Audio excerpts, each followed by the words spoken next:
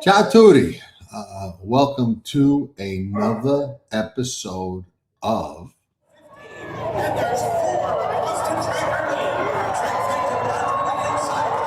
You're watching Past the Wire TV.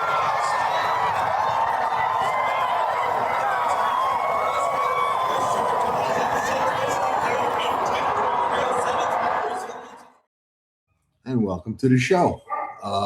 We got the Holy Bull at Gulfstream Park. We've got Thorograph numbers and patterns.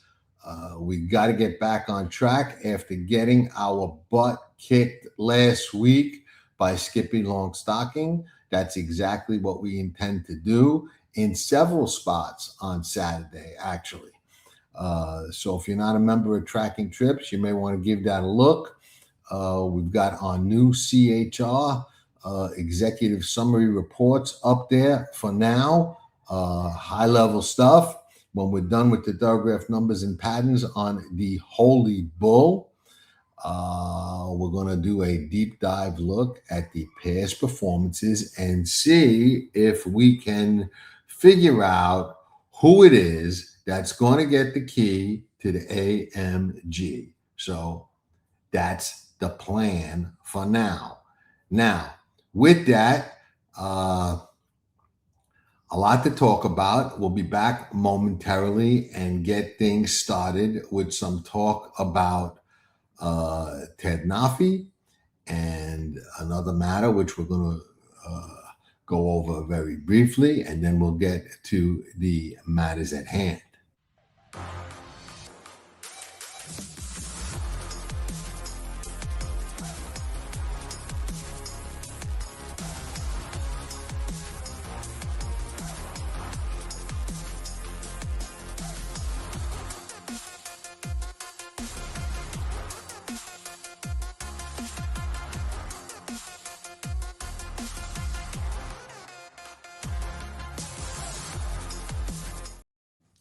You know, Amwager, 0% takeout on so many bets. You got to be absolutely crazy not to be taking advantage of that. Now they've got a whole new wagering platform. I have not checked it out yet, so I can't personally speak to how great it is, but I hear great things about it, and I will be checking it out very, very, very shortly, probably this weekend. For sure. So with that, Ted Noffey out of training, slight bone bruise or something until May 1st. So, and that's the projected timeline. That's not etched in stone. We know that. Bad break for Todd Pletcher. Bad break for Spendthrift Farm, who we love. They're one of our original sponsors and supporters, and we love Spendthrift Farm. But also a bad break for everybody that was foolish enough to bet him in the advanced wager Kentucky Derby pool. The advanced wager pools, especially the ones online that are offered by, the ADWs, it is absolutely a sucker bet. The advanced wager pools odds are way too low unless you go shop in Vegas for 50 to 1 or better on any horse. The lowest price horse you should even consider in the Kentucky Derby wager in January or February is 50 to 1 or more. Anything less than that, quite frankly, is a sucker's bet. Clip that. You don't want to get involved in that. And another thing to really consider, you don't get paid any more for picking the winner of the Kentucky Derby now than you do on the first Saturday in May. And regardless of who you land on come the Run for the Roses, there is always value to be had and or created or found in the Kentucky Derby with those big pools and all that recreational and silly money and drunk money and just ridiculous money in the pool. Clip that. So keep that in mind going forward with these advanced Kentucky Derby wager pools. Next thing I'll say before we get to the reason that most of you, I would imagine, are here.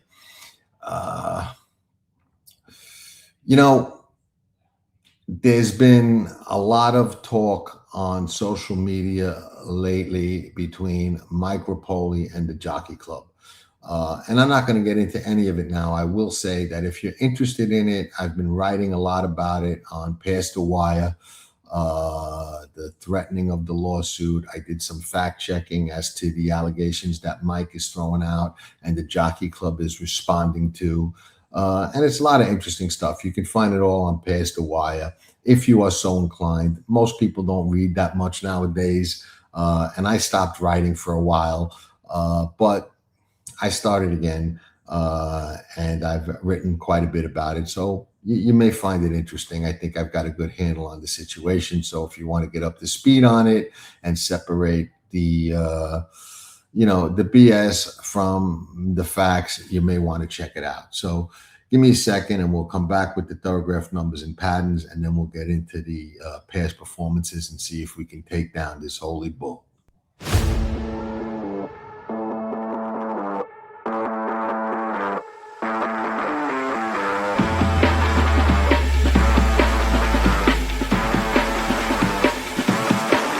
Go.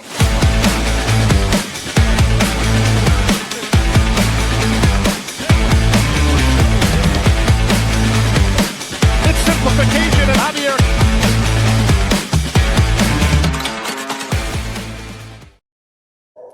All right. Holy Bull, I think this year is probably to date the most interesting Kentucky Derby points and or prep race that we've seen.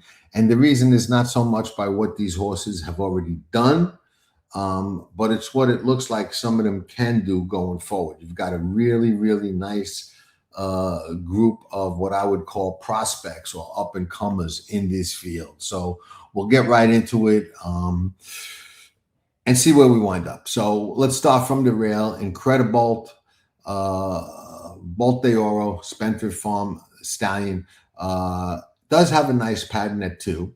17, 11, 6. Nice progression. Not that short progression that we talk a lot about on that 2, 3 point, 1, 2 point each race progression going forward that we talk so much about and that I am so high on. But he's got, 5, 6 point progression, and that's not too much, and it's more than that slight. So I think that's good. I think that's powerful. It's very reasonable to believe that this horse can go 4, 5, or even 6 points forward in his first start at 3 in the Holy Bull. So we got 17, 11, 6. I'm looking for a 2 or a 1, maybe a 3. But I definitely see a nice forward moving pattern. He's going to have to go forward to compete with some of these, but he definitely looks like he's heading in the right direction. And we'll see how the past performance is looking if he gets the right kind of setup. Roger that Dana, the 2 horse, 9, 12 at 2, comes back at 3, runs a 9, so he equals that other number. He regressed off a 9 last time. He's running back relatively quick, which he also did at 2. Likely regresses again, and even if he doesn't, he looks a little bit slow for this group. Excuse my language. Project Ace, 15, 15, 12. First time 3-year-old on Saturday. Dale Romans, again, going the right way, but I think has way too much to do going forward. And I'm keeping in mind that these 3-year-olds can make huge jumps forward. But I think against these, he'd have to go too much forward in order for me to land on him. Global Aviator, 1 start. We've got no number on that start at Gulfstream Park. Now he goes to the Holy Bull off the 1 start for Rohan Crichton, who is an underrated, sharp, sneaky trainer. And I don't mean sneaky in a bad way.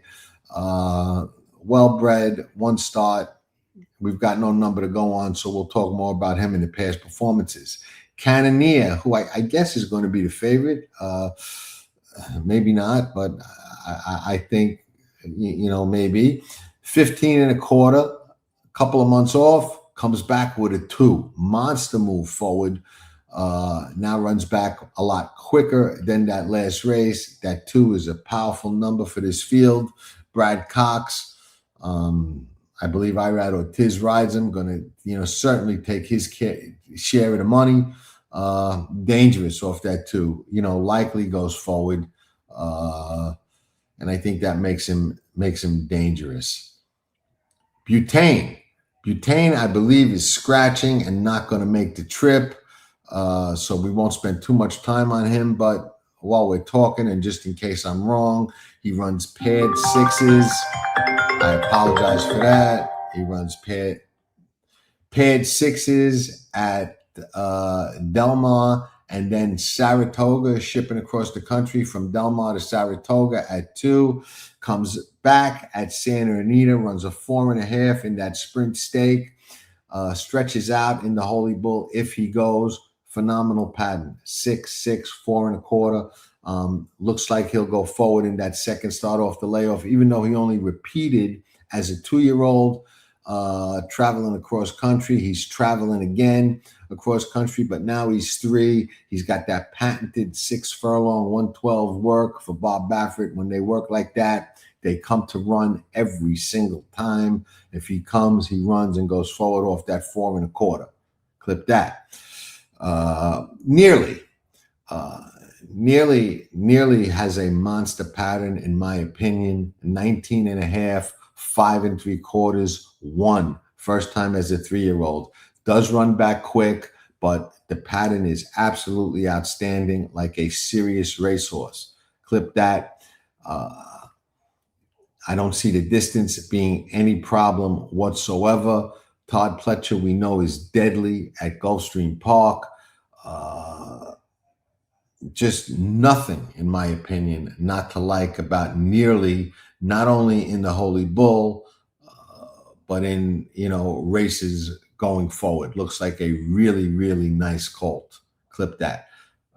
So Nearly definitely heading in the right direction.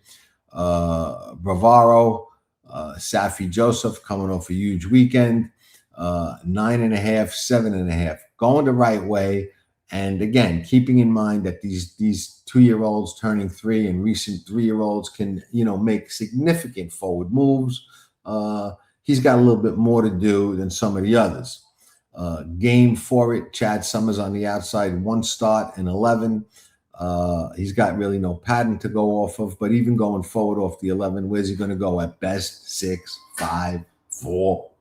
I can't see him going any faster than that. So we've got Game for it, probably not fast enough. Bravaro, probably not fast enough. Nearly looks like a potential monster. Butane looks like a potential monster. Cannoneer looks very, very, very good. Global Aviator, tough to get a read off the 1 start. Project Ace was a nay. Roger That Dana was a nay. And Incredibolt. Incredibolt is a possibility at what could be a nice price here, especially if when we get into the PPs, he gets the right kind of setup for his running style. And we'll get into those right now. So moving right along. The Holy Bull. I apologize. My dogs are barking. I think the lawn guy is outside. Well, one of my dogs, Drago, is barking because he's not liking the lawn guy. And he's inside. I think the other dogs are out. So I apologize. Incredibolt. Okay, Incredibolt is going first-time 3-year-old for Riley Mott off a good set of workouts at Palm Meadows. We've got a nice race at Ellis Park to start his career, made up some ground, stretched out 1 mile at Churchill Downs, 1 going away, went around 2 turns in the street sense, 1 again. Now he's got to do it over a different track at 3, and a track that's not as kind to closes as those other tracks that he was getting over. So we've got Incredibolt looking to come off the pace. Let's see if there's enough pace to set him up. Roger That Dana, we didn't, but we do think he's going forward. Roger That Dana, we didn't like off the Thorographs. Got his butt kicked in the Mucho Macho Man last time out, ran second, but was no threat to commandment. Before that was no threat to strategic risk. So he did lose to two nice horses, but he really didn't threaten them. And I got a feeling that we've got some in here that might be as good as those. So I don't see him. Project Ace. Project Ace comes off a good maiden win back in November. Another one that comes from way out of it.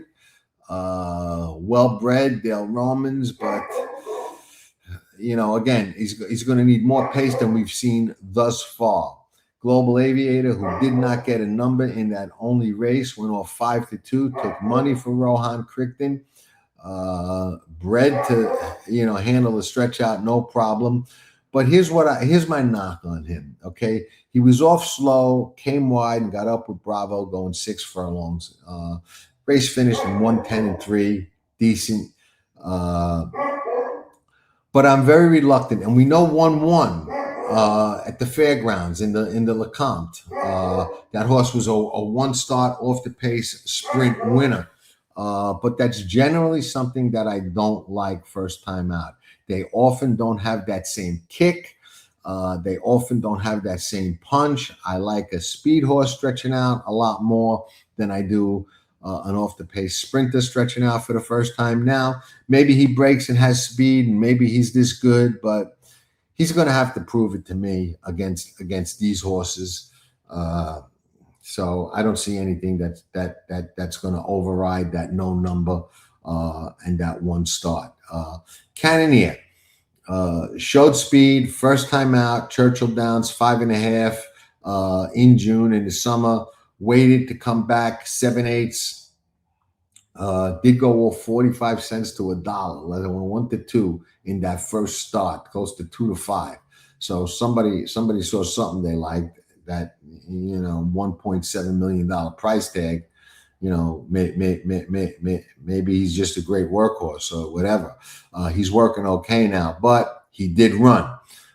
Comes back, wins by 7 lengths, drawing away in a maiden race at Churchill Downs, 7/8. Now stretches out. Looks to me like so far of the first 5, the clear-cut speed of the race. So that upgrades him, in my opinion, considerably. Nearly. What do we got? We got 3. I mean, Cannoneer, definite going back. Wire-to-wire threat. Big wire-to-wire threat, in my opinion.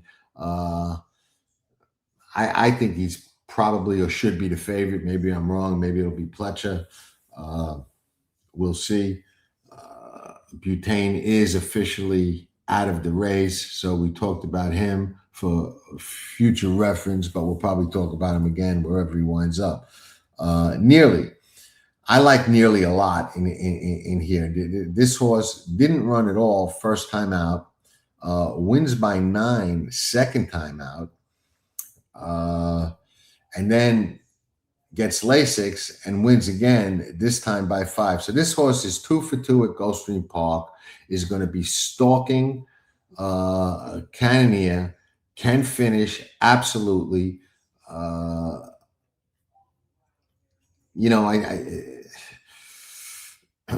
Question is going to be, can he reel in, Cannoneer? And that's going to be the question.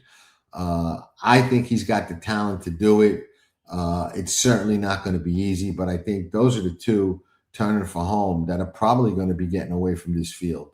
Clip that. Bravaro, 2 starts, New York breds.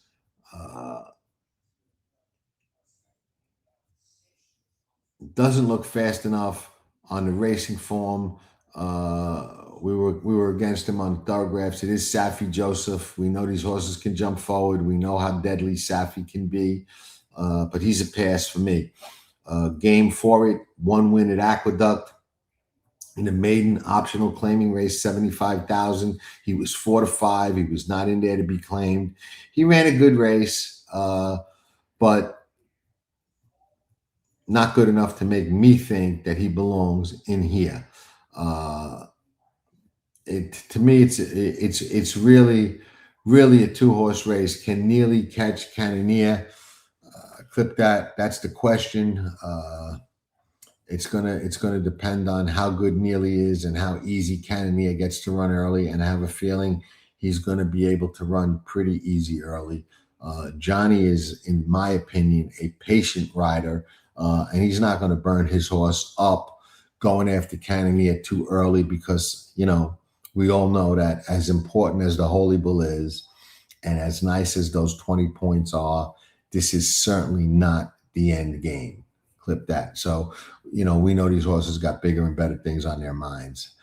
So I see it really, and Thorograph, in my opinion, sees it really as a 2-horse race.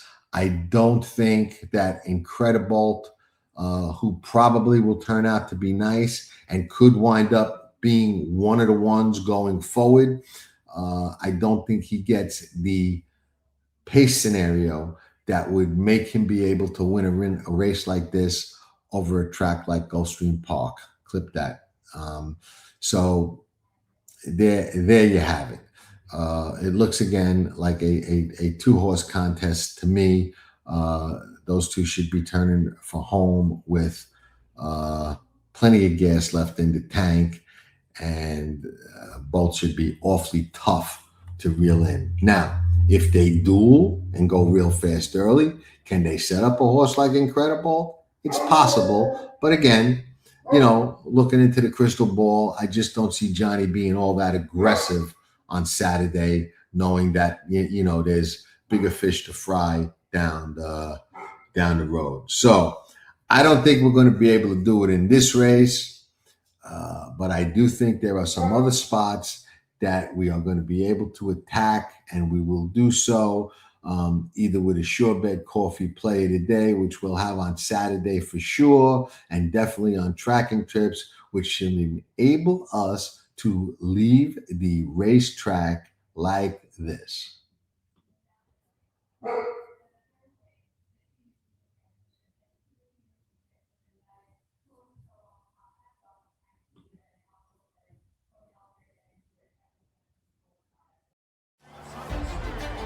Here comes journalism, here comes sovereignty, and they square off, heading to the final front. Sovereignty wins the Derby! You're watching Past the Wire TV. Hit that like button and subscribe to Past the Wire TV. Nobody does it better.